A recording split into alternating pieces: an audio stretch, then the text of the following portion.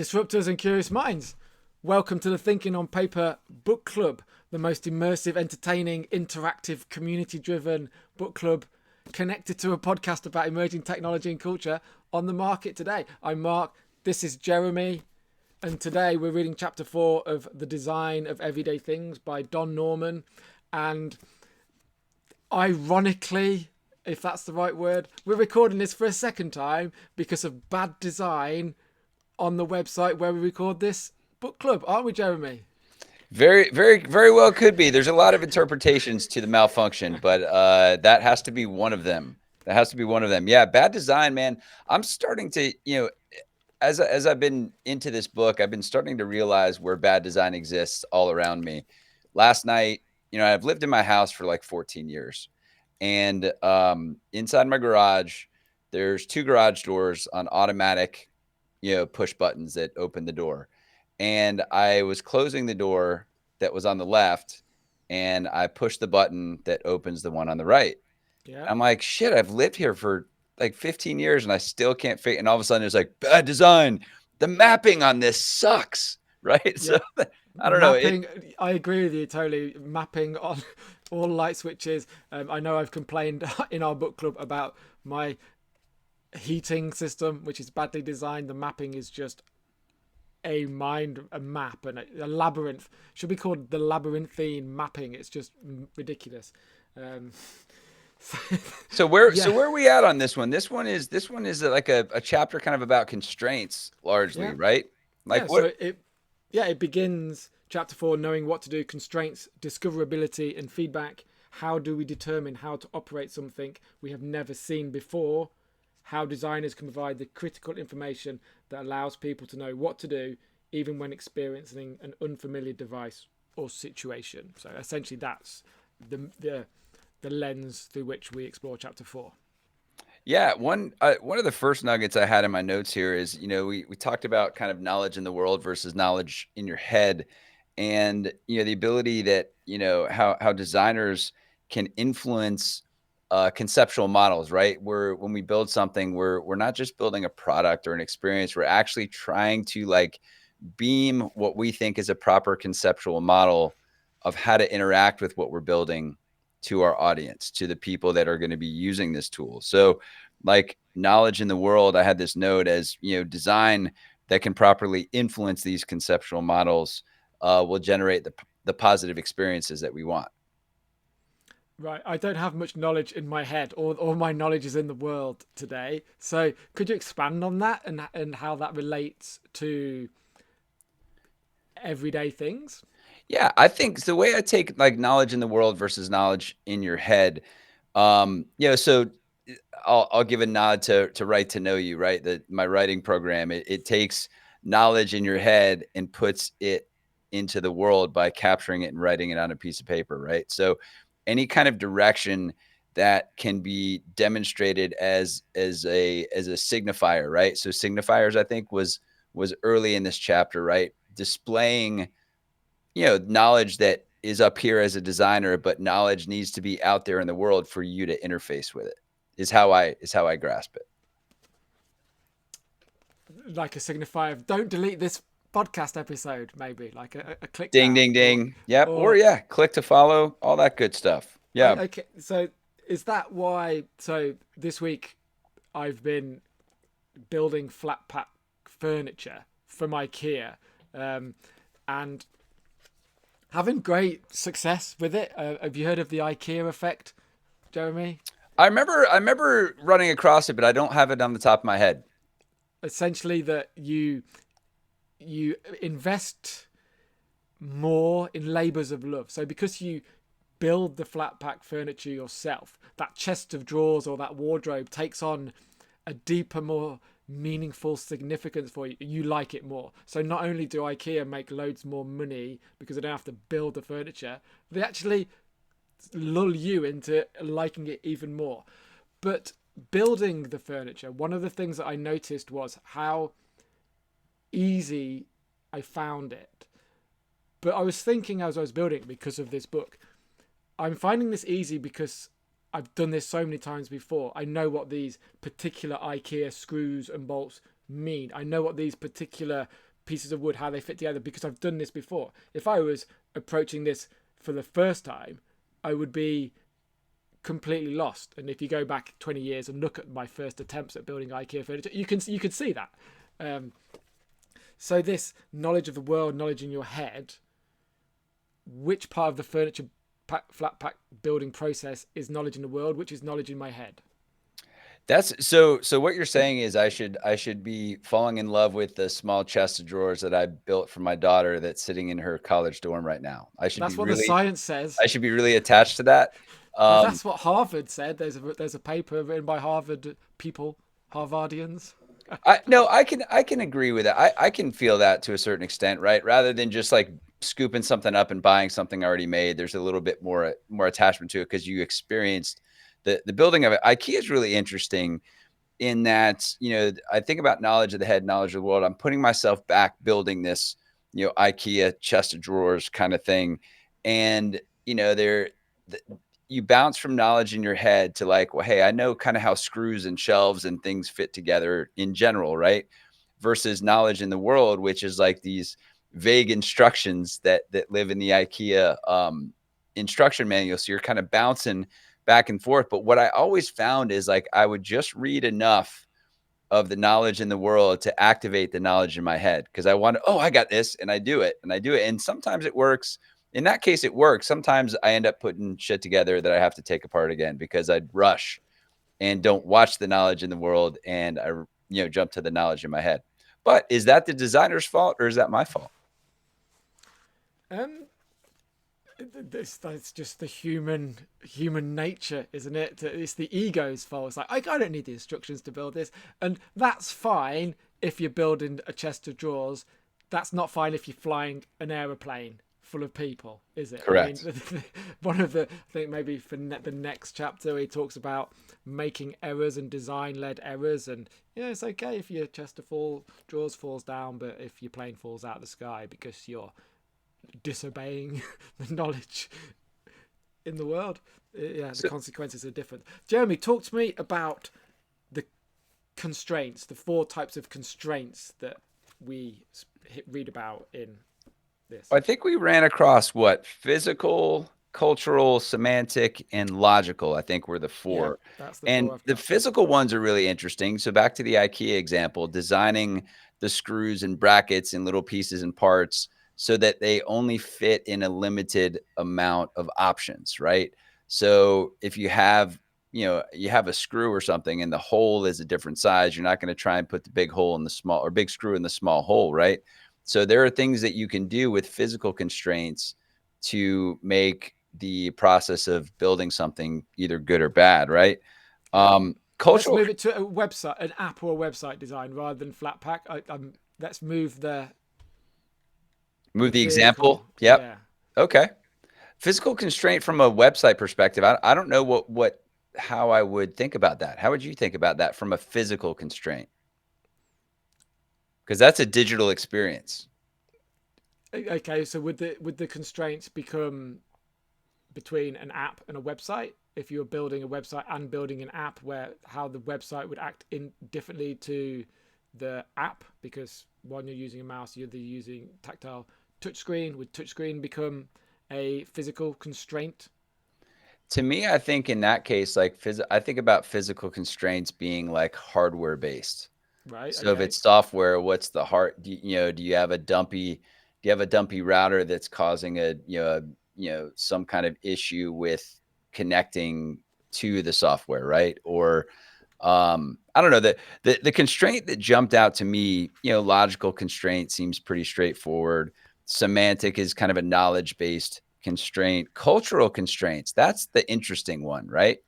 So when you're designing an experience for a global audience, I think the one example here is, wasn't it the greetings or the types of greetings that that people went through, when they greet somebody? Is it a handshake? Is it a kiss on the cheek? Was that a previous chapter? Um, I think I've highlighted here: danger awaits those who deliberately violate the frames of a culture, and cultural constraints are likely to change with time. I do remember the greetings one and how cultural norms vary. And one of my questions was, or one of my thoughts was, yeah, how do massive global corporations like Apple, when they're designing operating systems for vastly different cultures, how is that built into the design process? That's a good question. How would you answer that? I have no idea, Yeah. because I, I don't have insight into those meetings. But I wonder how, if it's more like trial and error, trial by fire, and or if they have a blueprint which they know, okay, if we're going to release the operating system in Japan, it does this. If you're going to in America, it does this. I assume they have some kind of blueprint for that. Just mere Silence. silence. Silence. We're baffled. We're baffled by this chapter, man. I think some of the things that that came up for me too in this one was the idea of the psychological model, and psychological model mapping to the conceptual model, right? So the psychological model is of importance as well. And what I started thinking about too was the idea of, he references as kind of the mirror image problem, Right. with faucets particularly, but how the brain reacts to something like that, where, it's kind of like backing up a trailer. You backed up a trailer behind your tractor, I think, right? I back up a trailer, behind a truck or whatever. And, in my mind, it makes sense that if you pull the wheel one way, the trailer is going to do one thing versus the other, but it's completely flipped in your mind. And some people are designing products that don't account for the psychological model that backs that up, right? So I think faucets was an example, right? So where you are, how do they do hot and cold in a faucet? It's just kind of like, you kind of just roll the dice, right? By faucet, do you mean tap? Oh, tap. Yeah. Yeah, you turn the tap. No, it's one of the few exciting things in England where basically, yeah, you just turn the dial and hope for the best.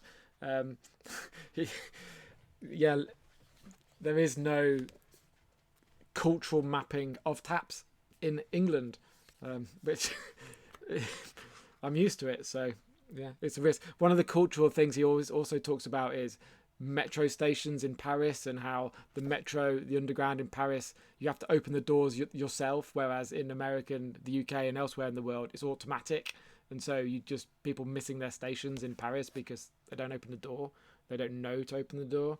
um, I would say the cultural constraints are probably even the most important, I think, because they're the most ingrained in us, right? If I went to Paris, I would be like, hey, when's my stop coming? It's like, no, I have to dictate when the stop is coming. You learn that lesson once, I guess, or maybe twice, depending on your aptitude, I guess. But like, I had skeuomorphic in here. What was your take on kind of skeuomorphic, and as it relates to kind of product design, and how um, little hints of old ways of doing things can kind of help the new way of doing things when you're but introducing a new product. would this tie into culture again? I mean, one of the more interesting things about this book I find are the cultural nods and the cultural insight. Yeah. Um, for our audience at home, skeuomorphic is the technical term for incorporating old, familiar ideas into new technologies, even though they no longer play a functional role. Skeuomorphic designs are often comfortable for traditionalists, and indeed the history of technology shows that new technologies and materials often slavishly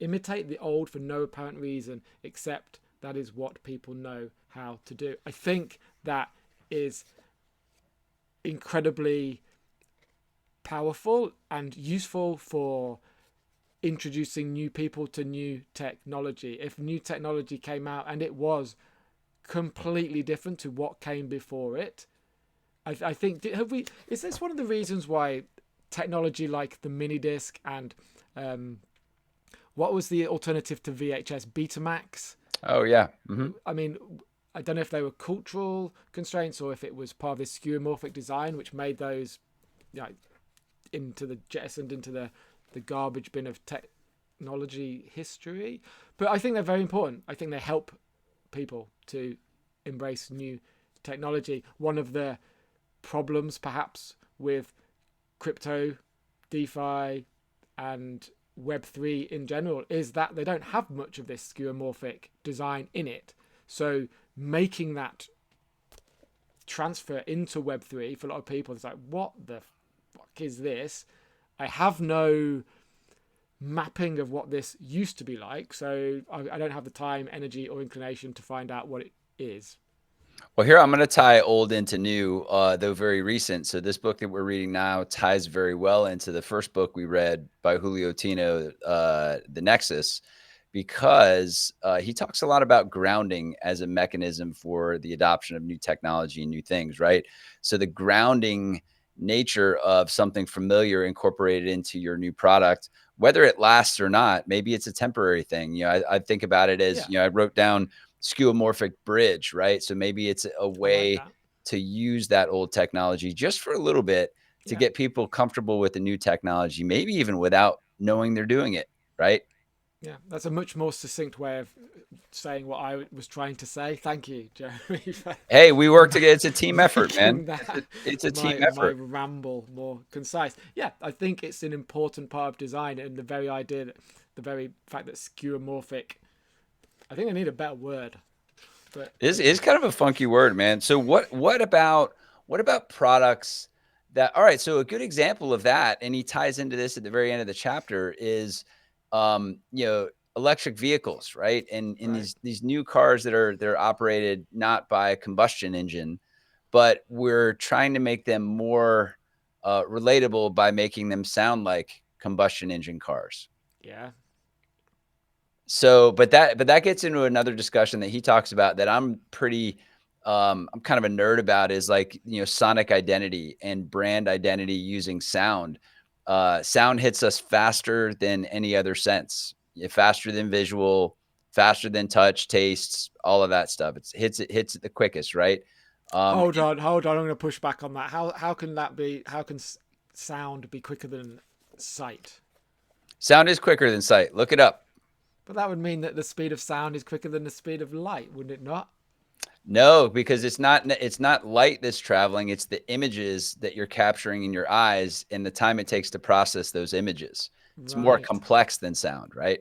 Images are more complex than sound. I've got a graph that I could send you because I completely nerded out on this. I was trying to justify to some folks I was working with the value of using sound for brand versus visual.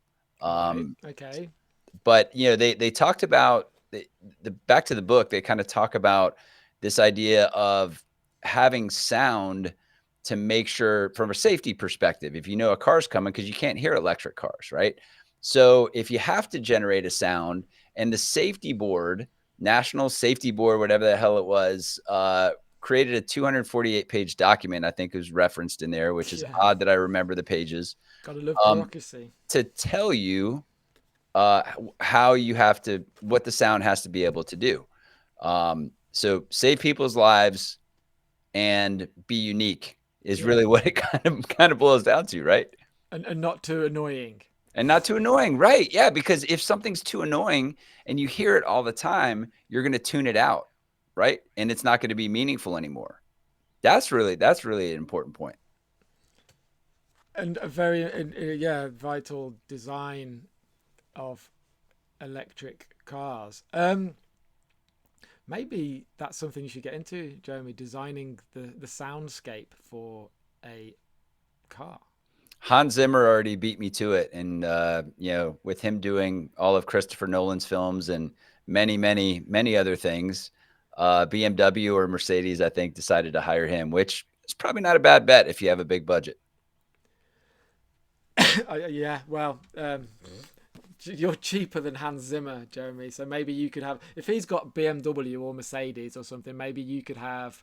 Um, Maybe reinstitute like the old Packards, like bring out the old Packards or like some kind of do you K have do you car have or something. do you have Robin Reliance in America? No, don't. Do you know what Robin Reliant is? Uh-uh.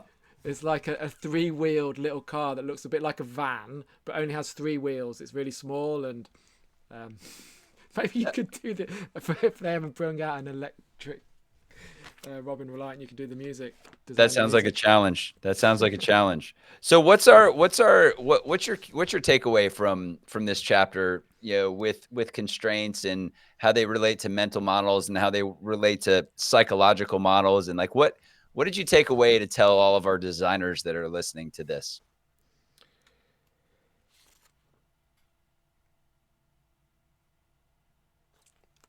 I think that Don can say it better than me. So maybe if there was one sentence which could summarize it for me, it would be this one on page 155. If for all designers out there, if you can't put the knowledge on the device, that is knowledge in the world, then develop a cultural constraint, standardize what has to be kept in the head. Interesting. Interesting. So, all right, not to peel back the layers on that one too deep, because I know we want to be a little mindful of time, but so you take Apple for instance, right? You take Yeah. Apple, and there's a lot of other companies that do this, but you get something from Apple, you put it out of the box, you literally push a button, and it kind of takes you through this journey of getting your thing set up, right? It's instant use. There's not a lot of signage or stickers or like what do this, do that, right? So that's the signifiers is putting knowledge in the world, but like the culture that Apple leans in on, or the cultural constraints maybe that Apple leans in on, is simplicity. But if they make it simple, the product kind of has to do the work for you, right? Maybe. I don't know. That's the first thing that comes to mind, is like when you put knowledge in the world, it can be very noisy, right? So it's got to be a little bit of enough, and then like it's got to be intuitive at some point if you want the design to be modern and sleek and clean and all of that, because you don't want all of these pop-ups flying everywhere, right?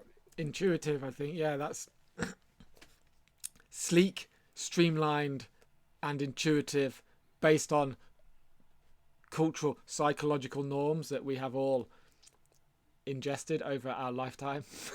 This is why I'm not a designer. This is why I'm reading this book. So designers out there, yeah, you guys have a bit of a superpower figuring out the matrix involved with all of those interconnected things. But hey, that's chapter 4 as we see it. We've got a few more chapters left, and we got a new book that we're getting ready to announce. Watch the show on Thursdays, 10:30 a.m. Eastern, 15:30 GMT. Got some great guests. You can always check us out, Spotify and YouTube, both the book club and Thinking on Paper. Mark, any closing thoughts? I'm looking forward to chapter 5 because in chapter 5, I've had a sneak read in chapter 5, and it's all about human error and design error. And does the does the idea of human error actually exist? Is it ever human error, or is it just bad design? And we are the scapegoats for bad design. And I think it's very interesting because we shouldn't be the scapegoats of bad design. We're scapegoats for enough. Yeah, there's your teaser for the next chapter. Be curious, stay disruptive. Keep thinking on paper.